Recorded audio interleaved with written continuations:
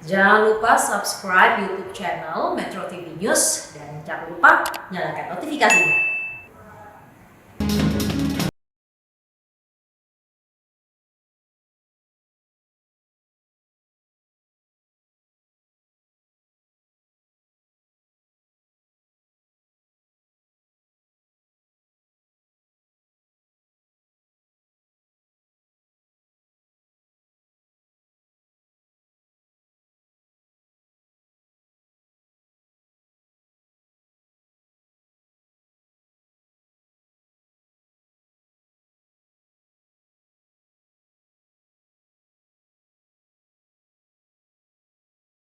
COVID-19.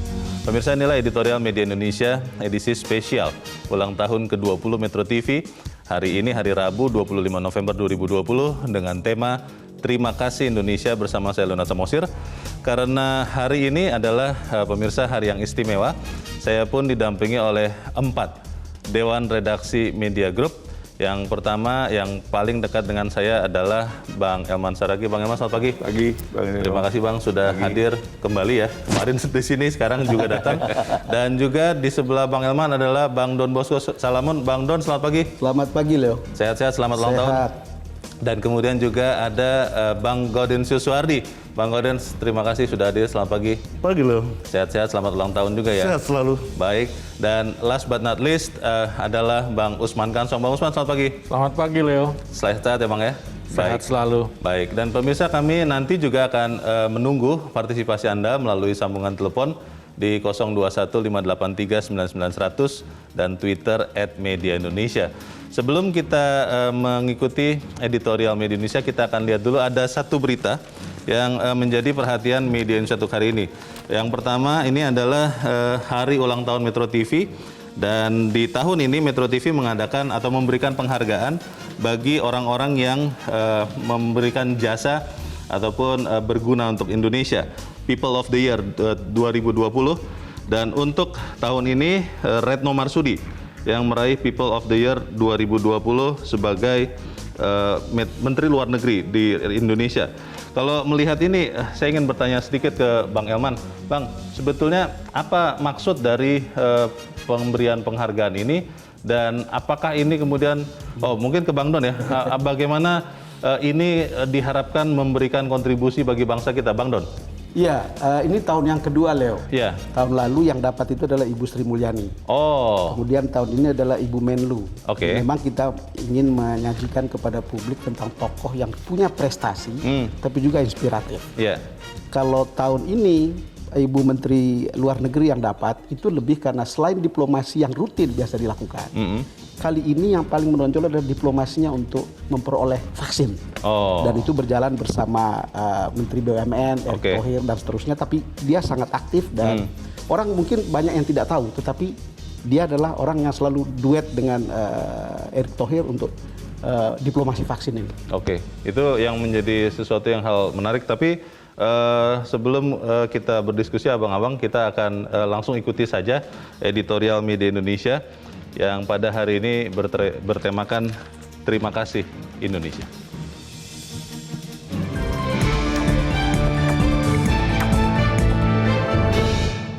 Terima kasih Indonesia.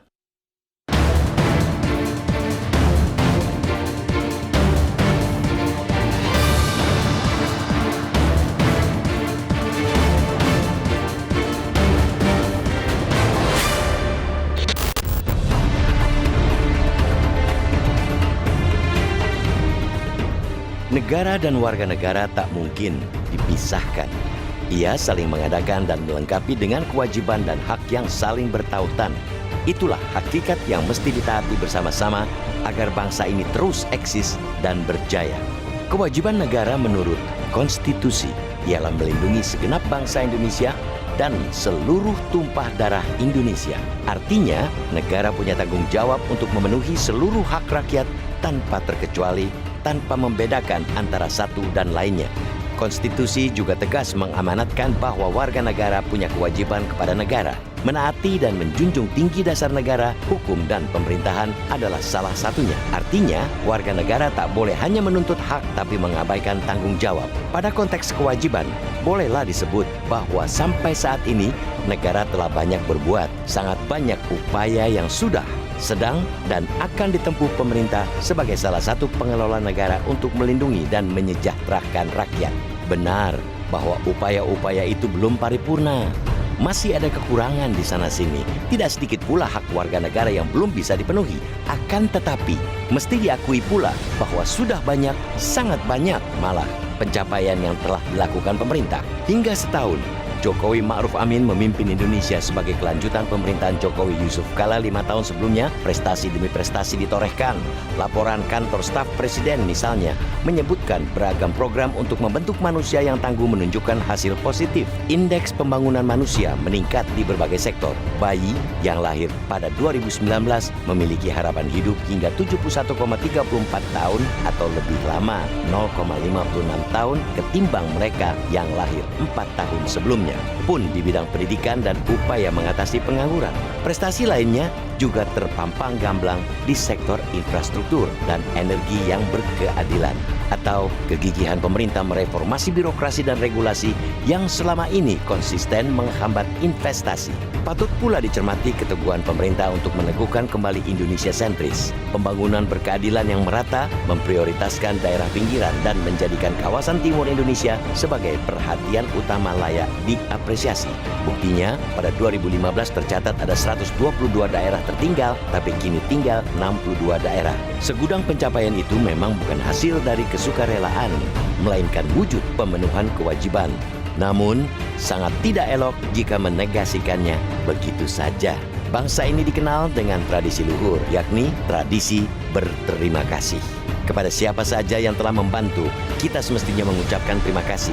Demikian pula kepada pemerintah yang telah berbuat banyak untuk menyejahterakan rakyat. Kita sepatutnya berterima kasih. Tak sekedar kata-kata, tentu saja ucapan terima kasih seharusnya diwujudkan dengan perbuatan. Menaati segala peraturan dan kebijakan yang dibuat pemerintah adalah salah satu caranya. Terlebih dalam situasi sekarang ini dikala kita tengah berperang melawan COVID-19. Mendukung dan membantu agar program-program pemerintah membuahkan hasil maksimal juga wujud terima kasih. Kalau kita mau atau tidak bisa membantu, setidaknya tidak mengganggu pemerintah yang sedang bekerja. Tentu pemerintah tidak selamanya benar. Ia terkadang salah melangkah dan kita wajib membenarkannya dengan cara-cara yang benar. Sikap dan tindakan itu juga wujud terima kasih kita kepada negara. Yang jadi soal, tidak sedikit di antara kita yang merasa telah berbuat lebih banyak ketimbang yang lain. Mereka juga merasa paling benar, sehingga apapun yang dilakukan pemerintah salah. Mereka adalah orang-orang yang sebenarnya tak mau berterima kasih. Sesuai dengan tema HUT ke-20 Metro TV, yakni terima kasih Indonesia, kita patut berterima kasih kepada negara yang sudah berbuat banyak untuk rakyat. Sebaliknya, negara juga patut berterima kasih kepada rakyat yang terus memberikan dukungan di tengah kesulitan. Marilah kita menjadi bangsa yang meninggikan keadaban.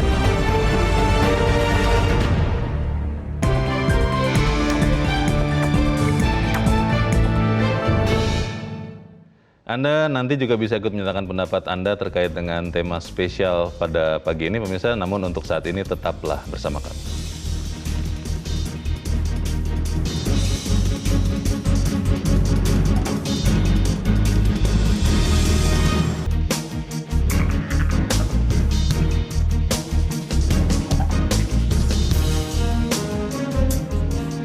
Terima kasih pemirsa, Anda masih bersama kami di Editorial Media Indonesia. Kita langsung berbincang mengenai tema kita, Terima Kasih Indonesia. Saya ingin langsung ke Bang Elman. Bang, kalau terima kasih Indonesia, itu kan sebetulnya manusia yang beradab harusnya selalu berterima kasih. Tetapi pertanyaannya adalah, kenapa kemudian ini menjadi sesuatu yang penting untuk digarisbawahi, khususnya dalam peringatan ulang tahun Metro TV kali ini. Terima kasih Indonesia. Bagaimana Bang? Ya, kita pada dasarnya, kita ini rakyat Indonesia, tidak hanya Metro TV. Ya. Rakyat Indonesia dari Sabang sampai ke Merauke, sangat berdosa dia kalau dia tidak pernah berterima kasih kepada negara dan bangsa ini. Karena ada negara dan bangsa inilah, kita bisa sampai menikmati hidup sampai hari ini kan. Iya. Tetapi jangan juga diartikan ucapan terima kasih kita kepada negara ini jangan juga seolah-olah hanya dalam bentuk kita memuja-muji pemerintah. Gitu ya. Artinya kita hanya tetap apapun yang ada kita syukuri, tidak seperti itu. Ketika kita mengkritisi pemerintah, itu juga bagian daripada rasa terima kasih kita juga kepada pemerintah dan negara ini. Jadi jangan juga diartikan kritikan itu bukan terima kasih.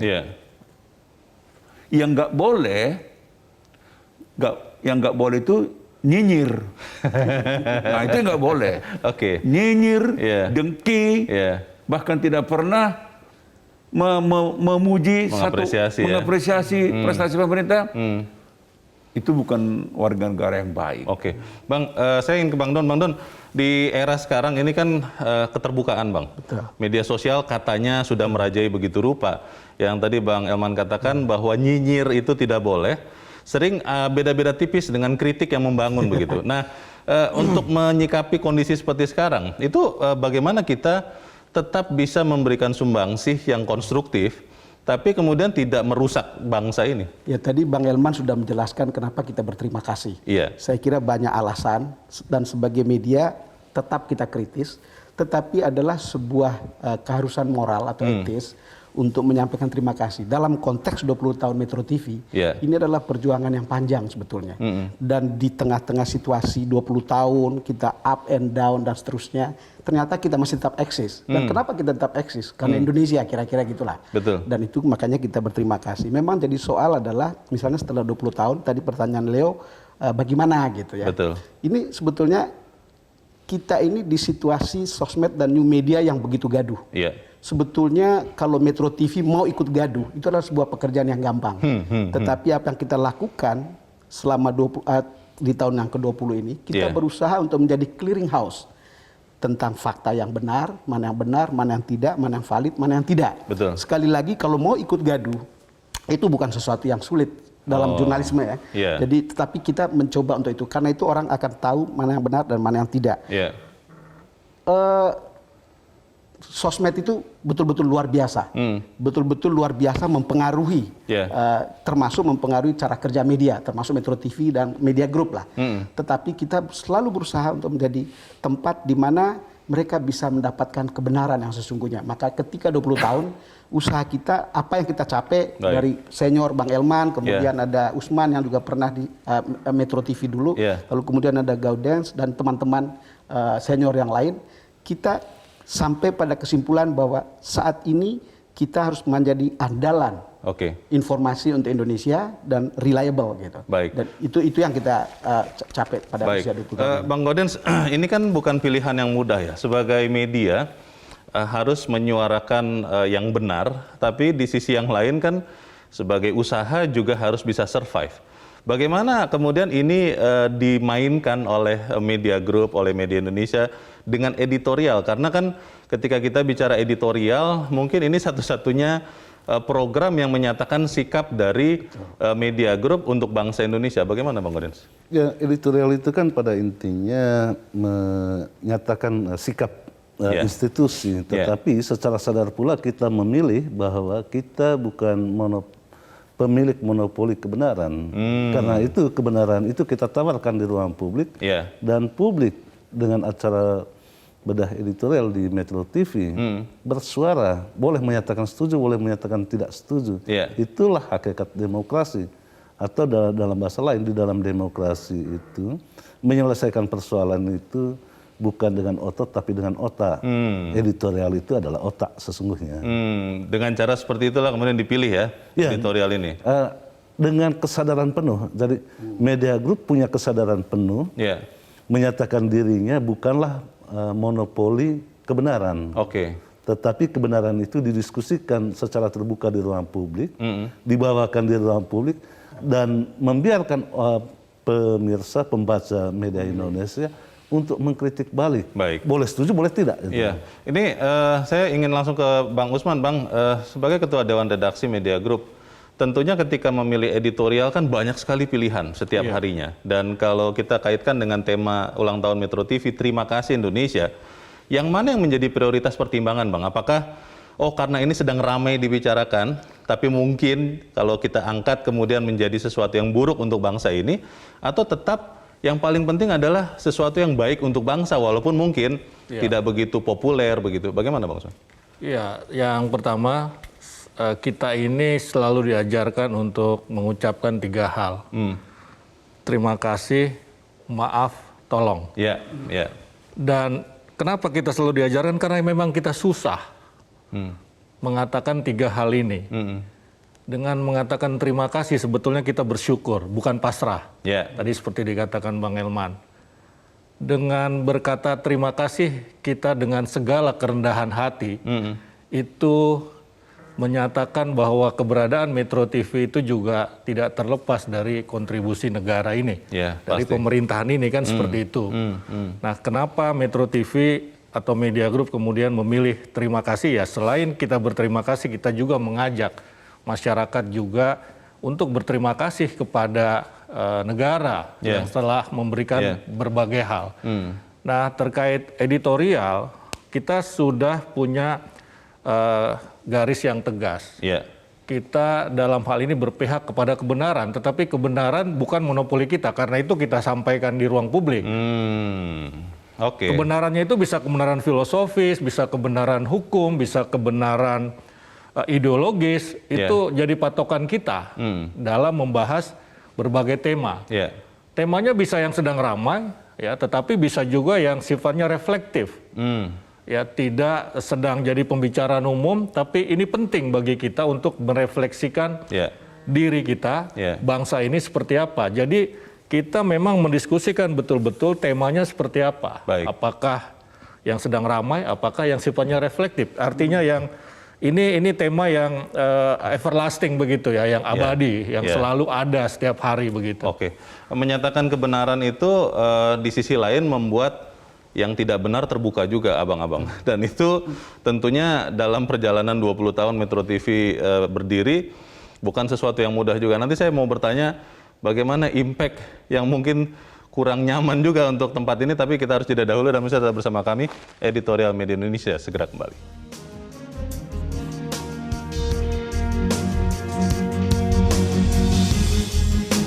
Menyatakan kebenaran itu kan berarti ketidakbenaran jadi tersingkap.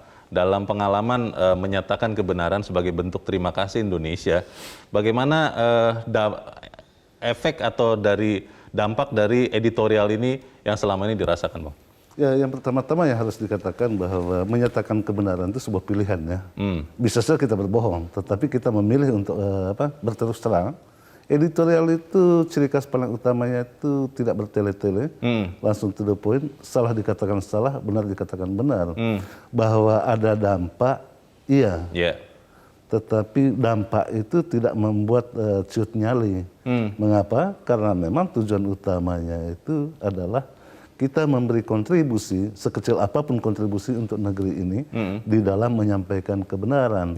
Itulah salah satu cara kalau kita lihat dari sejumlah fungsi media massa itu, fungsi kontrol itu ya di dalam menyatakan kebenaran itu. Kita katakan benar jika benar, salah jika salah. Tapi tentunya tidak selalu mulus kan ya, Bang Elman. Dengan segala hormat, apalagi kalau kemudian Bang Elman yang menjadi pembedah, itu kan meletup dan meledak katanya begitu, Bang. itu sedap ya. Ngeri kadang-kadang, Bang Usman. Nah, bagaimana, Bang? Kita nonton sambil waspada. Bagaimana respons dari pihak-pihak yang kita berusaha luruskan itu, Bang? Dan itu membuat berubah nggak sikap kita? Jadi kan gini, Bung Leo, kan ada kesan sepertinya dalam suasana sekarang ini kita harus mengikuti, ada tanda kutip arus kuat kan. Arus kuat itu menyatakan ya apapun yang dibuat pemerintah ini salah kan gitu kan. Jadi apapun yang dibangun oleh Pak Jokowi itu salah. Dan itu kan kita lihat dari berbagai tokoh-tokoh politik yang nyinyir kan. Apapun salah. Nah, seolah-olah dalam suasana seperti itu kita harus larut lebur di situ. Nah, Yeah. itu yang tidak pernah dilakukan oleh media group, terutama dalam editorial. Kita harus tetap berani menyatakan Pak Jokowi benar. Apa yang dilakukan Pak Jokowi ini sudah benar, arahnya udah benar. Yeah. Tinggal kita sempurnakan, kan begitu kan. Nah, pernyataan-pernyataan kebenaran seperti ini pasti akan mengundang reaksi negatif dari orang. Ini mah Pak Surya, itu mah Metro TV, Indonesia, apapun kata pemerintah benar. Kenapa kita tidak berani mengakui sebuah kebenaran itu adalah kebenaran? Kita harus berani juga mengatakan yang salah itu adalah salah. Katakanlah misalnya, ketika orang memuji kerumunan, karena yang membawa kerumunan itu adalah menurut mereka tokoh besar, tokoh yang mereka puja-puji. Lalu ketika kita mengatakan salah ini kerumunan ini, buktinya apa? Lihat itu, pandemi makin merajalela. Tapi kita kan dianggap tidak populer. Malah yang dianggap benar, malah yang bahkan ada gubernur yang datang. Nah, ini. Nah, apakah gubernur itu benar? Menurut saya itulah yang keliru, yang harus kita katakan salah kau. Mestinya orang ini harus di isolasi mandiri 14 hari, kau datang pula hari itu. Ya, pertanyaannya saya ingin langsung ke Bang Usman. Bang, pertanyaannya begini Bang, menyatakan kebenaran itu kan juga kepada pihak-pihak yang mungkin pada kondisi yang lain benar, tapi ketika ternyata tidak terlalu benar, itu kan harus tetap berani dikritik. Kalau bicara misalnya pemerintah begitu, bagaimana editorial ini juga memberikan masukan konstruktif kalau seandainya pun melenceng begitu, berani dengan tegas? Oh iya, itu juga kita lakukan. Kita lakukan karena editorial itu punya argumen besar. Ada grand teori yang harus kita bangun untuk membahas sebuah tema. Ya, kalau grand teori itu mengatakan bahwa sesuatu itu tidak pas atau salah, ya kita akan katakan itu juga. Ya, kita tidak ragu untuk mengatakan itu. Ya, jadi bukan cuma kita mendukung, tapi editorial juga kritis. Ya. Bahkan kita jarang sekali in between sikap editorial itu. Kalau jarang abu-abu begitu lah ya.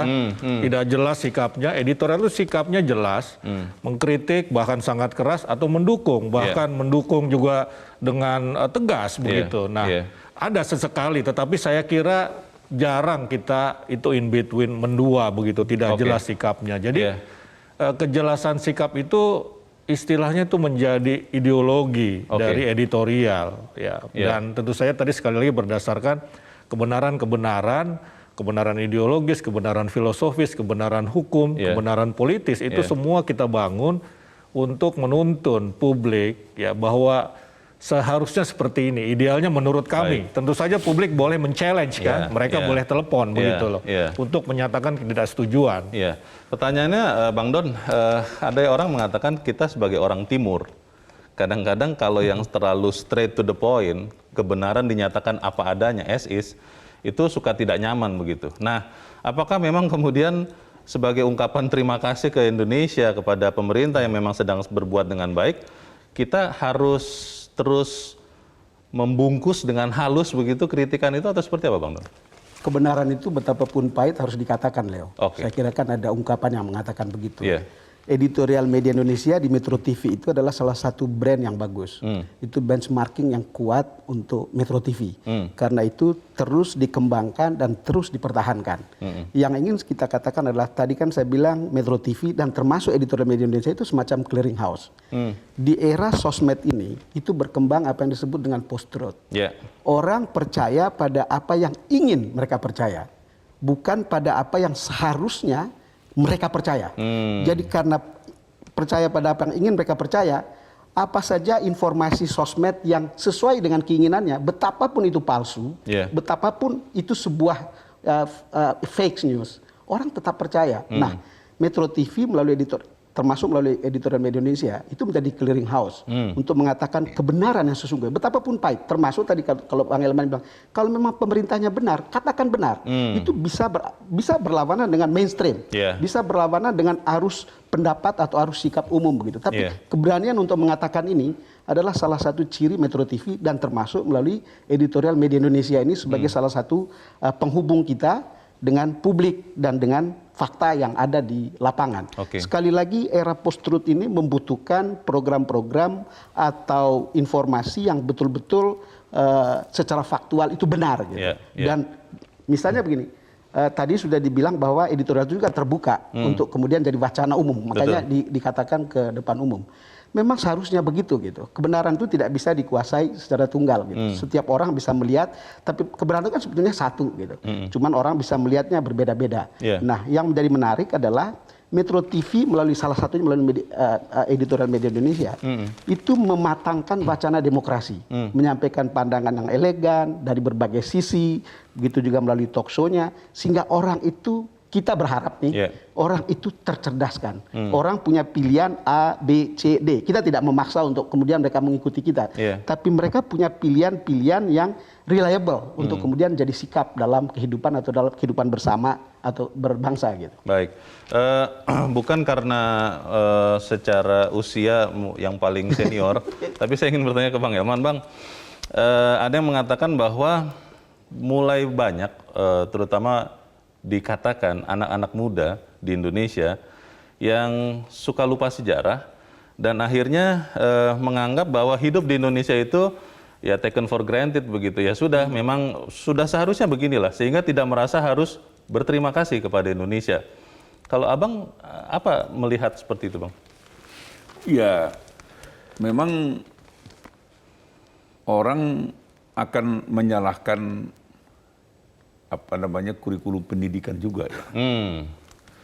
Ketika anak-anak muda ini tidak tahu katakanlah berterima kasih, itu kan sebetulnya kan salah satu kelemahan karena kita tidak lagi mengajarkan mereka ilmu budi pekerti kan gitu. Itu membuat mereka ya sebetulnya negara memang wajib.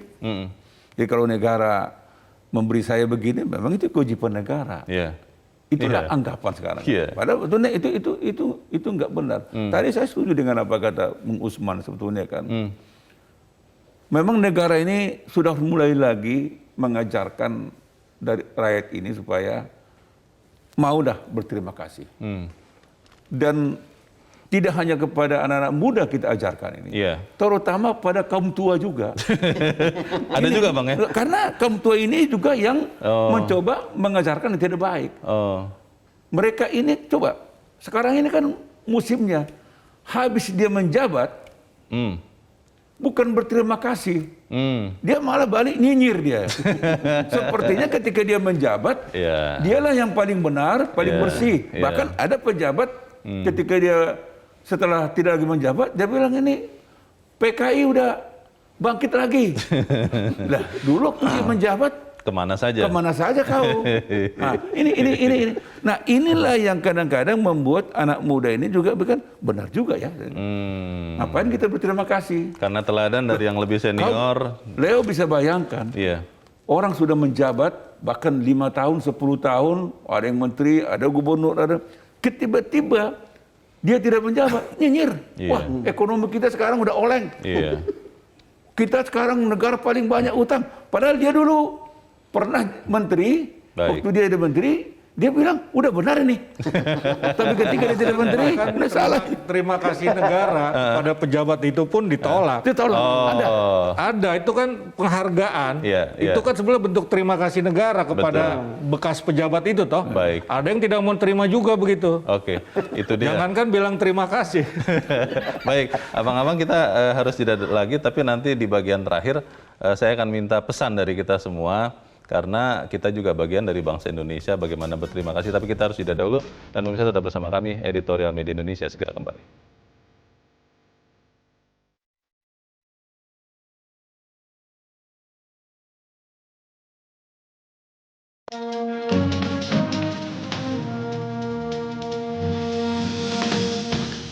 Terima kasih Anda masih bersama kami. Kita di bagian akhir dari editorial Media Indonesia edisi spesial pada pagi ini. Bang Usman, saya kalau mau pesan dari abang-abang ini, Bang Usman dulu, seperti apa supaya kita menjadi orang-orang Indonesia yang tahu berterima kasih dan selalu ingat berterima kasih ke bangsa kita?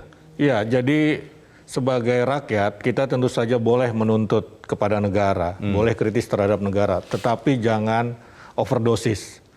Pada saatnya juga kita harus memberikan sesuatu kepada negara sebagai sebuah bentuk terima kasih. Nah, saya kira keseimbangan itu perlu kita jaga. Ya, berterima kasih juga tidak melulu berterima kasih sampai dia pasrah begitu kan.